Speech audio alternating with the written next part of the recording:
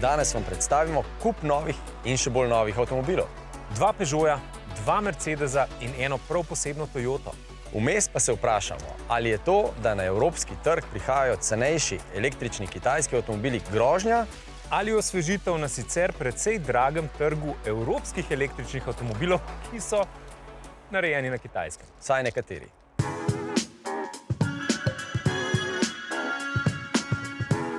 Pozdravljeni v avtomobilnosti. Danes bomo, kot rečeno, zelo avtomobilski. Ker je za nami že 3/4 2023, lahko potegnemo črto in pogledamo, kako so se avtomobili do zdaj prodajali. No, čas do zdaj je bil zaznamovan z ohlajanjem trga. Končno, cene avtomobilov so se v povprečju spustile za 15 do 20%. No, znižanje cen se je najbolj pokazalo prav pri najbolj zanimivem tržno, najbolj zanimivem segmentu malih mestnih terencih. Danes vam predstavimo kar nekaj avtomobilskih novosti.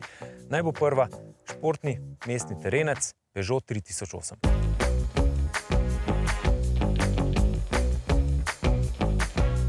Sredi septembra je Peugeot razkril povsem novi 3008, ki bo na ceste najprej zapeljal s povsem električnim pogonom. Podrobno smo si avto sicer lahko ogledali že konec avgusta v Sošoju, kjer ga bodo tudi izdelovali. In zakaj je Sošo tako zelo pomemben?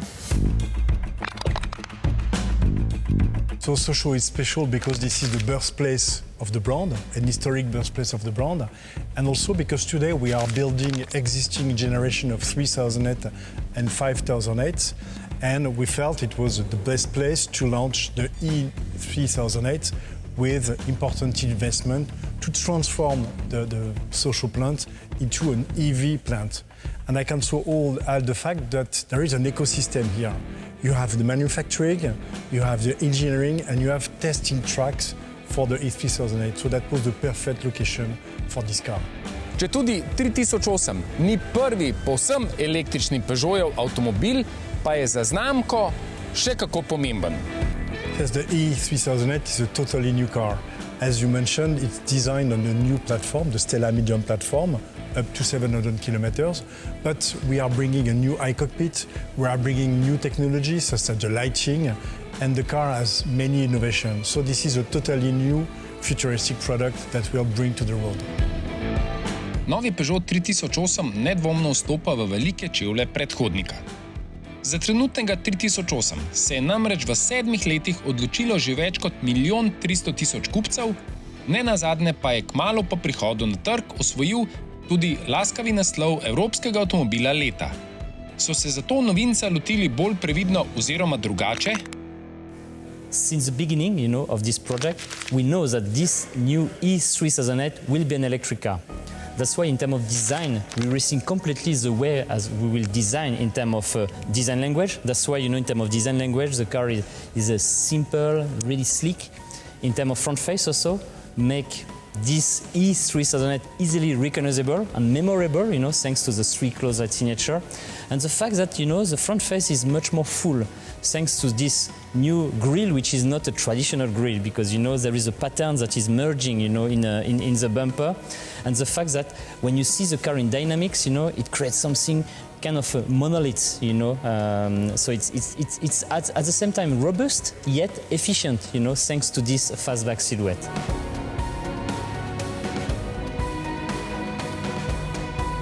Zagotovo preseneča oblika karoserije. Še vedno namreč živimo v času, ko se najbolje prodajajo križanci, zdaj pa so se pri Peugeotu odločili, da dobro sprejet model predstavijo v povsem drugačni podobi. We try to reinvent the sedan, I would say the traditional sedan, with 4.8. And here, because everybody is talking about, what will be the next gen of SUV, this is part of the answer, I would say, with this fastback, because it's dynamic, it's efficient, and at the same time, I would say it renews, the traditional segment, which is the SUV. So we believe, that customer will have some appeal, to go with this new way of thinking about SUV. Because at the same time, we keep all the practicality of SUV, because people love SUV, because you have a high ground clearance, enough room inside, and we keep that. But at the same time, we are even more attractive, and thanks to this fastback silhouette. Pri Peugeotu, kot že slišano, obljubljajo doseg vse tja do 700 km. A slednji zahteva ogromne baterije, ki seveda niso poceni. Bodo na voljo tudi manjše baterije oziroma cenejše različice? So the E3008 will be launched with 3 electric powertrain. So 2 front-wheel drive, one 210 horsepower with 525 range. The second will be 230 horsepower with up to 700 km range. On top of that, we are introducing a dual range offer, all-wheel drive, 320 horsepower for 525 range. Za konec se seveda nismo mogli izogniti vprašanju, kako je naslov Evropskega avta leta vplival na izdelavo novinca. You know, regarding that, I will stay really humble, you know, because I know this is a really strong competition with a strong competitor. But you know, when we start to design this car, we know, you know, the success of the actual 3008. But that's why, in fact, we thought there was 2 solutions. One, just to do a traditional SUV, and the second one, in fact, to create something completely new, and it's what we have done with this one. And we believe, you know, this will be a success because there is this attractiveness that we keep, you know, from the second generation to this one. It's a new attractiveness that we try to rethink, redevelop, and we hope, you know, that this car will be full of success.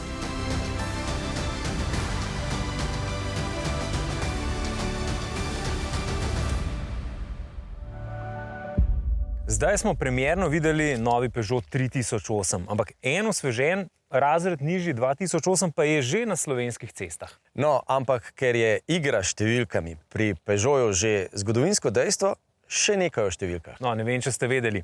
Peugeot 3008 je bil predstavljen v Dubrovniku leta 2008. Peugeot 2008 pa je bil predstavljen leta 2013. In danes vam predstavljamo Peugeot 2000. Ne še. Ni ga še.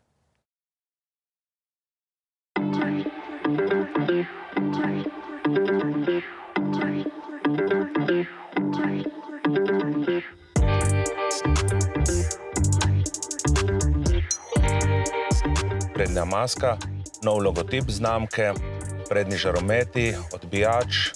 Na zadnji strani so tudi LED luči s prilagodljivo svetilnostjo, napis Peugeot nadomesti prejšnjega levčka. Skratka, zunanjost je osvežena, da bo vozilo v skladu z novimi smernicami znamke, ki se uvajajo po celotni gami modelov Peugeot.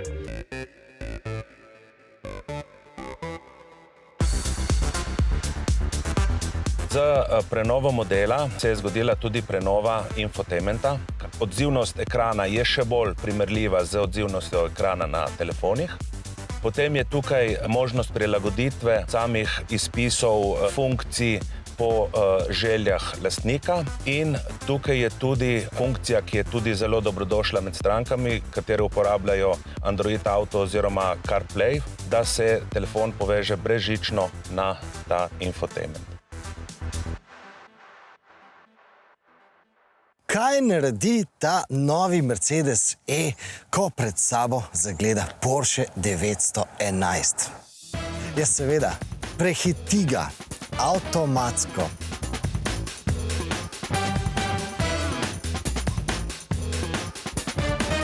Te moje besede so zdaj nekakšen clickbait, se pravi nateg, da vas premamim, da pogledate ta video do konca. Ampak te besede vendarle imajo nekaj soli, namreč ta avtomobil zmore samodejno prehitevati po avtocesti druge počasnejše avtomobile. In seveda, ta situacija s Porschejem zgodila se je tukaj na avstrijski avtocesti, ko je pred mano vozil švicarski voznik. Porsche 911 seveda je bil na telefonu, zato je vozil tako zelo počasi, ampak avtomobil je samodejno dal levi smerokaz, zamenjal vozni pas, prehitev tega Porsche in potem desno zapeljal spet nazaj na desni vozni pas. In ja, kako to vse počne, kako zmore ta avtomobil to vse narediti avtomatsko? Seveda, poslušajmo. We always detect the surrounding of the car, so that we know every time what is in front and behind the car to see whether we are able to start the automatic lane change or not. So the car recognizes that there is still a car in front of it and a car driving in the same lane in front of it. At this point, the car recognizes that there's a slower truck in front of it, and once we reached the distance where we need to lower the speed, the car automatically sets the blinker and start the overtaking process. There's no need for a confirmation. No, there's no need for a confirmation. You don't have to look into the mirror or put the blinker by yourself. It's all done by the car. As an extra feature, we also have the possibility to exit freeways automatically. Now exit right and then immediately turn right. Ampak, ko smo že pri tej inteligenci, naj vam pokažem en podatek, ki dokaže, kako zelo inteligenten je ta avtomobil.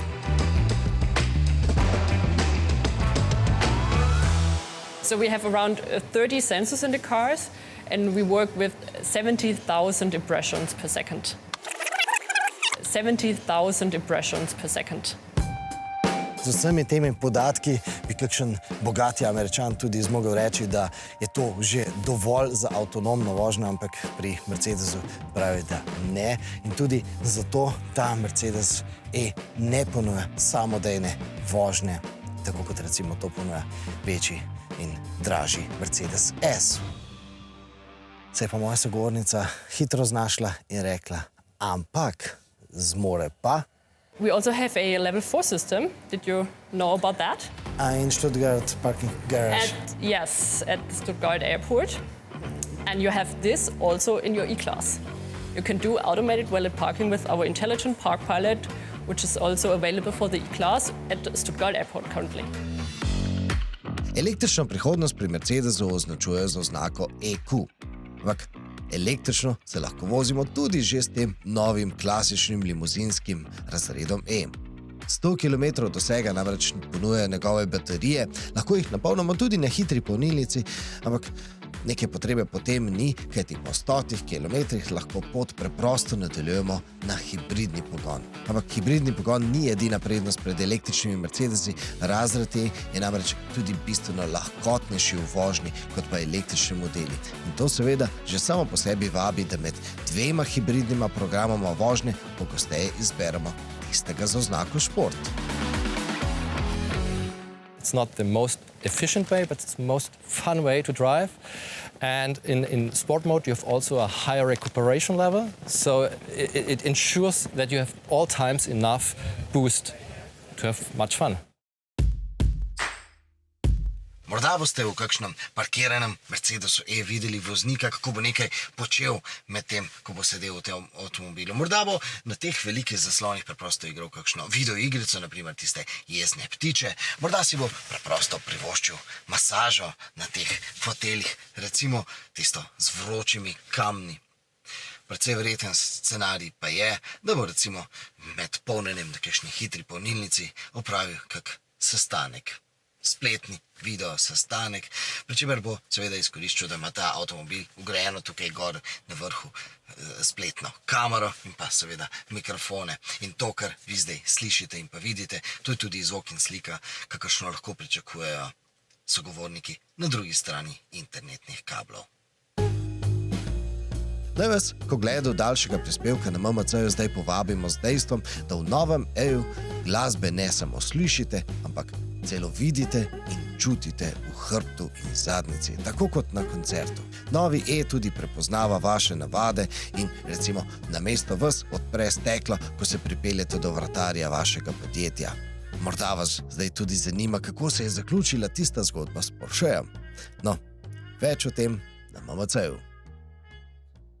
Poleg legendarnega Mercedesa E pa v Slovenijo prihaja še en Mercedesov paradni konj GLC. GLC velja v Mercedesovi prodajni paleti za najbolje prodajani športni terenec. V nekaterih evropskih državah njegova prodaja preseže celo prodaje osnovnega razreda C, limuzinskega. GLC je res vsestransko uporaben. Letvico, udobja, opreme in digitalizacije pa dviguje na res visok nivo.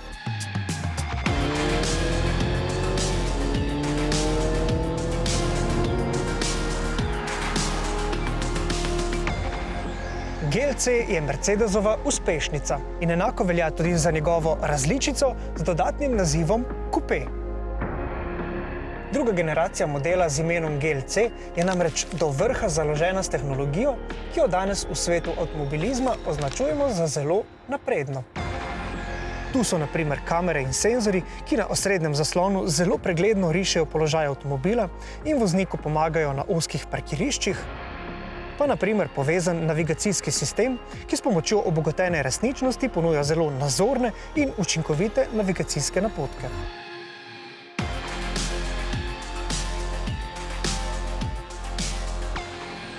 Tehnološka češnja na torti pa so po mojem mnenju Mercedesovi digitalni žarometi s funkcijo projekcije. Gre za najbolj napredne žaromete ta hip, ki izjemno natančno sledijo dogajanju v prometu in za nameček na cesto rišejo različne opozorilne simbole. In ta sistem odlično deluje tudi v Sloveniji.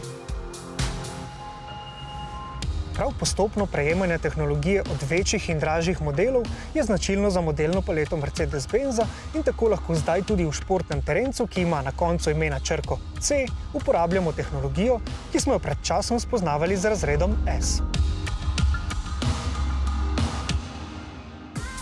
V našem testu običajne različice GLC-ja smo že ugotovili, da tudi njegov štirikolesni pogon dopušča kar precej terenske vožnje in med drugim velika zaslona v notranjosti tudi lepo prikazujeta off-road podatke. Bo pa terenska vožnja precej lažje izvedljiva in varna, če vozilo seveda ne bo imelo tako velikih platišč, pa tudi vizualni AMG paket, ki je nekakšno nasprotje terenskega, ni najbolj primeren za terensko vožnjo, ker lahko na ta način kaj hitro poškodujemo kakšno okrasno plastiko. Ampak v resnici ta poseben športni paket temu avtomobilu kar pristoji. To je namreč kupejevski športni terenec, ki nudi zelo podobno vozno izkušnjo kot kakšen večji, običajen, ampak prestižen osebni avtomobil.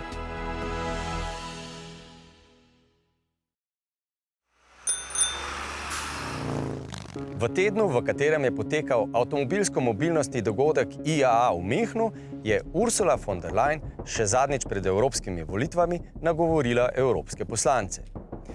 Pri svojem nagovoru je pogledala v pretekla dejanja in se zazrla v prihodnost. In pri tem ni spregledala avtomobilske industrije. Pri tem je ostro obsodila kitajsko vlado, ki s svojimi subvencijami omogoča, da kitajski proizvajalci avtomobilov svoje električne avtomobile v Evropi prodajajo za nižje cene, kot jih lahko dosežejo evropski proizvajalci. Pri tem je rekla, da bo to tudi osebno povedala Xiju, ko se bosta srečala še letos na visokem gospodarskem vrhu na Kitajskem. Prepričan sem, da predsednica Ursula, tako kot vsi mi, natančno ve, da se Xi potem, ko mu bo to povedala, ne bo v mukah zbujal ponoči. Ampak, ne glede na to, to je nekaj, kar mora narediti za zaščito evropskega avtomobilskega proizvajalskega trga.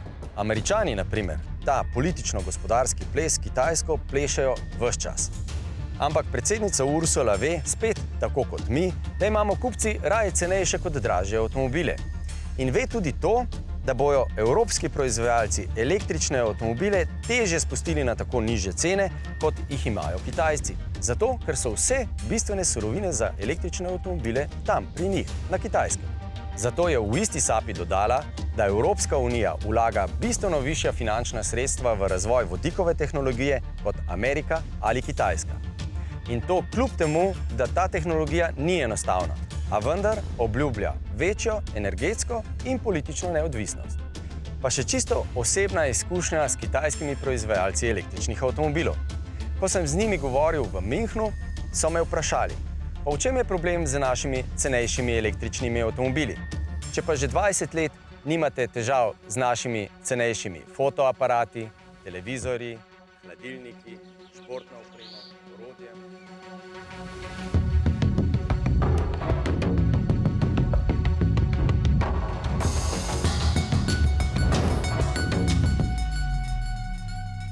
Najprej me je pretegnil dizajn, ker je bilo wow. Slike od koncepta so bile fenomenalne in potem je bilo vprašanje, ali lahko to pripeljejo v resničnost. Kaj se sploh čudimo? CHR pač mora biti drzen in drugačen, vendarle je bil prav CHR eden prvih CUV-jev, torej kupejevskih SUV-jev. Prejšnji CHR je bil definitivno revolucija. Toyota je želela prekiniti s neko serijo svojih, če rečemo, dolgočasnih avtov. No more boring cars je bila filozofija in definitivno je to že prejšnji CHR dosegel. To izjavo No more boring cars smo slišali pa res zdaj že velikokrat. Seveda se lahko potem vprašamo, v čem je potem smisel, da ima Toyota v istem avtomobilskem razredu, se pravi med kompaktnimi SUV, kar dva podobna avtomobila. Se pravi Toyota Corolla Cross za cel svet in pa model CHR samo za Evropo. In seveda je razlog za to zelo, zelo očiten, dobesedno očiten. Evropejci želimo še bolj razborljive Toyote.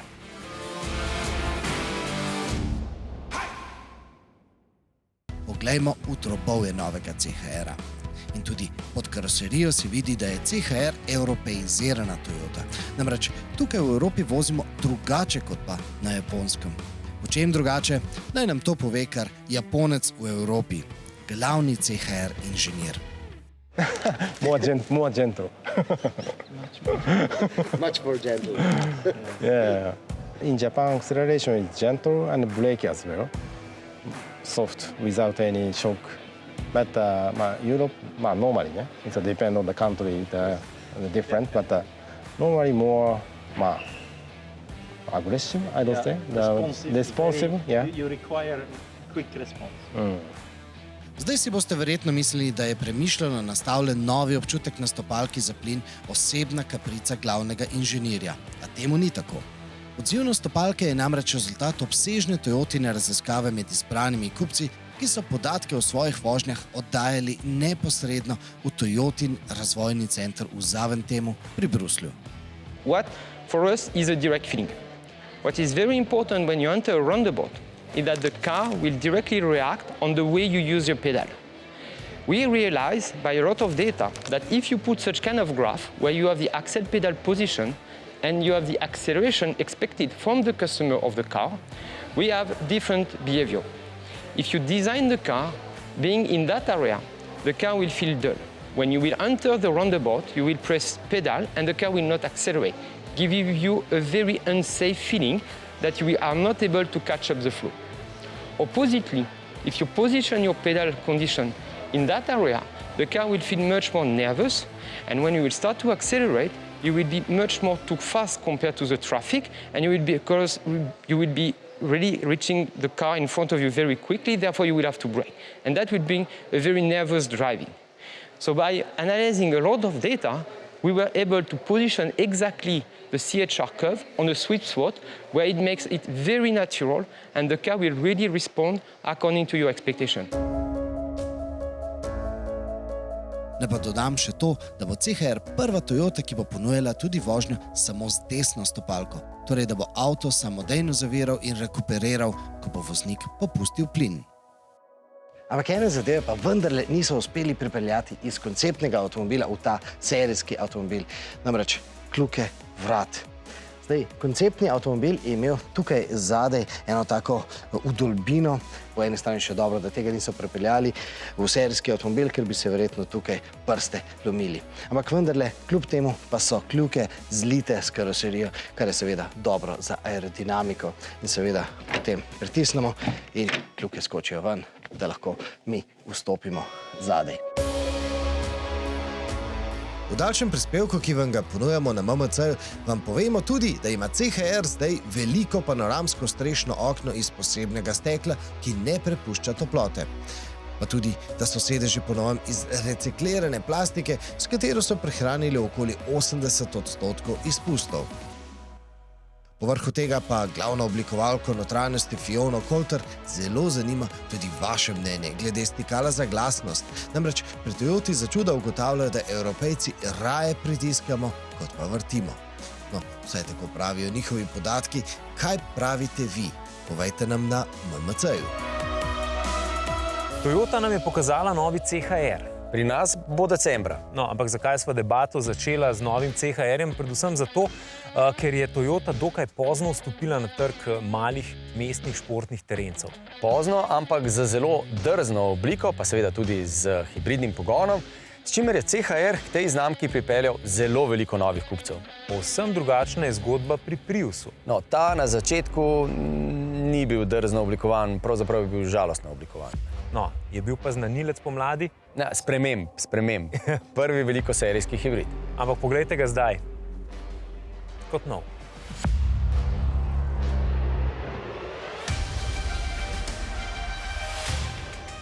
Years ago, in December 1997, we started to produce the Prius. And since then, we have built 5,838,892 Prius, Prius plug-in and Prius Plus. And the new generation, the 5th generation, features a completely new architecture, which is stronger, higher rigidity, and of course, less weight, which improves the driving. And for the first time, the Prius drives, I must say, unexpectedly well. We also have the newest type of Toyota Safety Sense system and the Toyota Teammate, which on Prius includes 3 new upgraded radar sensors and cameras. So here we have a millimeter wave radar. Up here we have a camera, and on the side here we have side radar sensors. So this ambient lighting is not only for decoration, it also is connected to the radars and the cameras. So for example, when you're standing on a red light and the camera and the car in front of you starts to drive, this will flash up and tell you time to go. Compared to the previous generation, the solar roof is smaller, so it's a smaller roof, but has higher power, which means that it can give the car up to 8.7 kilometers of range per day just by standing in the sun.